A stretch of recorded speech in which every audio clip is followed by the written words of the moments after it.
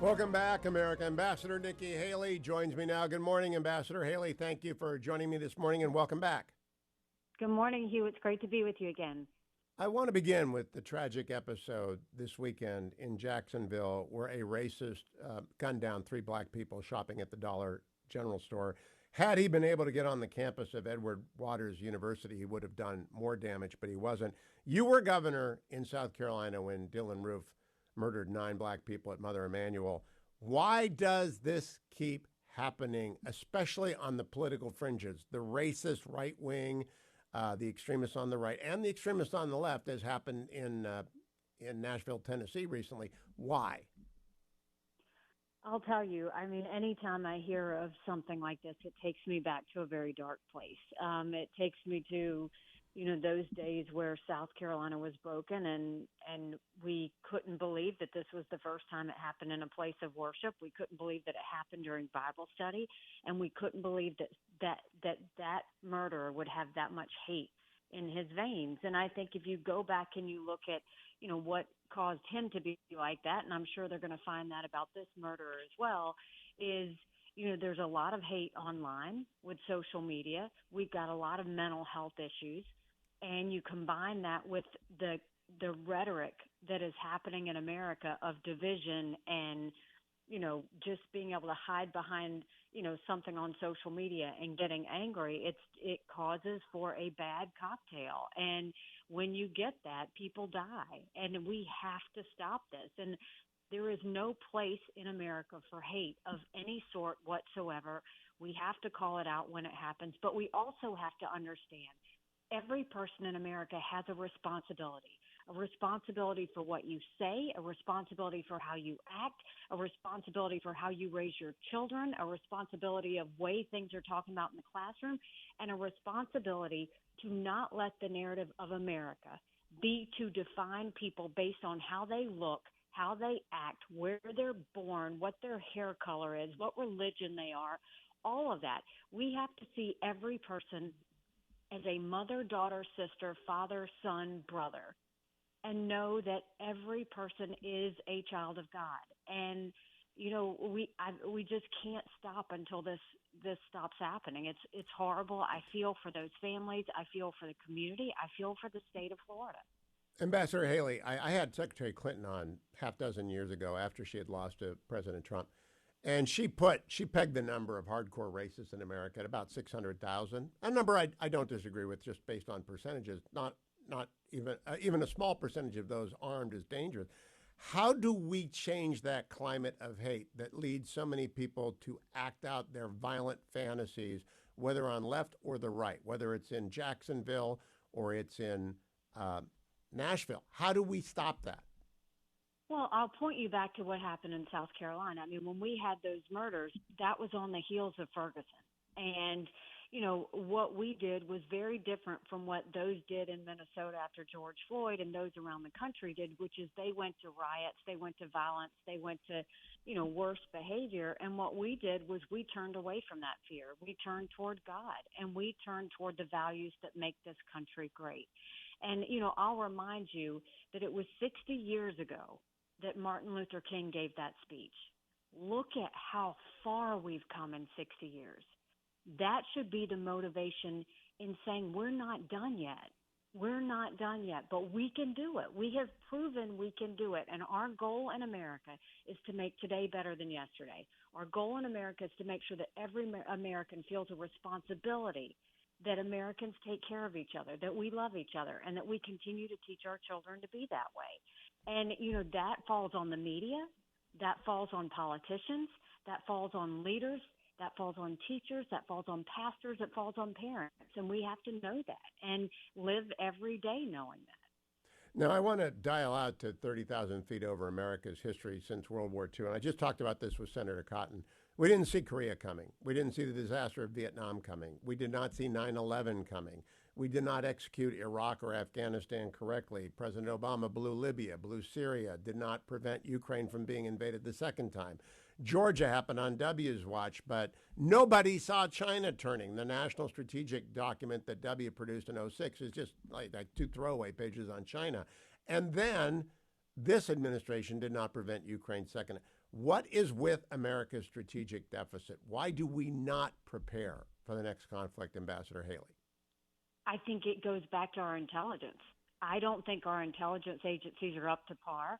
I don't think that we are getting the proper information. If we did, we would have seen the fall of Afghanistan the way it was. We would have seen so many of those other events, and we're just not getting it. And that's why when I'm president, we're going to go back in and fine-tune the mission. Don't forget that when we talk about modernizing the military, make sure that we have the most up-to-date ammunition and equipment to prevent our men and women in the military, we also have to make sure we have the most up-to-date intelligence.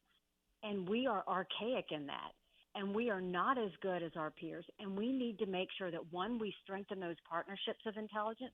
Two, we get our intelligence agencies back on the mission of saving Americans. And then three, make sure that what are we doing to make sure we have the top of the line information so that we do that. And then that's only the second leg of it. The third leg of it is communicate it. Tell the American people, treat American people like adults and give them the information you have and what we need to do to protect ourselves. Why in this last decade did it not come out that the Chinese were buying up all of this farmland?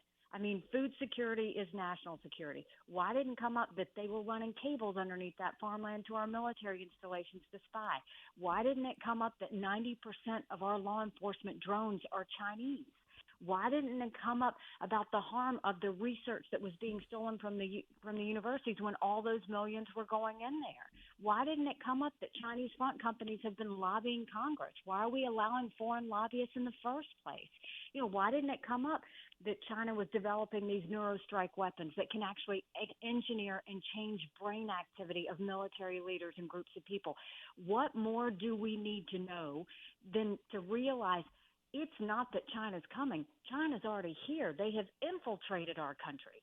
No, I do not know anything about the neurostrike weapon, Madam Ambassador. So to fill us in on that, but I know you got a heart out, so I want to give you the last question and take it as long as you want.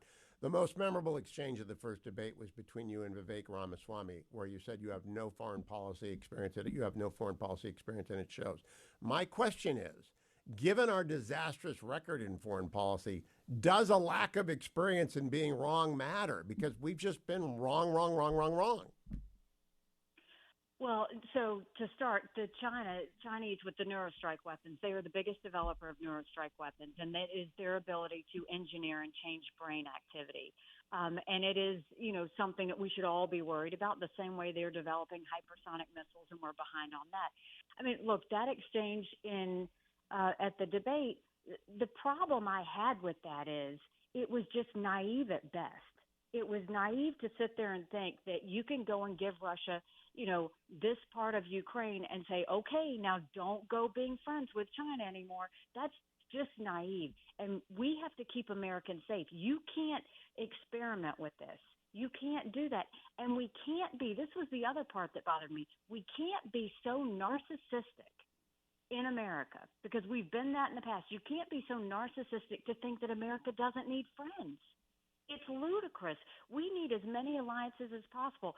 For Vivek to say that we're not going to fund Israel, that we're going to stop funding Israel, we need Israel as much as Israel needs us. They're the front line of defense for Iran. You talk about Russia, Ukraine is the front line of defense to war. We are trying to prevent war. If Putin says Poland and the Baltics are next, believe a dictator when they say they're going to do that. And so giving them a bit of Ukraine, guess what that does to Putin? It leaves him wanting more. It tells China they can go ahead and make the move in Taiwan. It tells Iran we're not serious. That is incredibly naive to sit there and think that that's the way the world functions. I've negotiated with China. I've negotiated with Russia. I've dealt with Iran. These are thugs and dictators. When Putin's talking, Putin's lying. And if you don't get that, then you are not going to be able to keep Americans safe.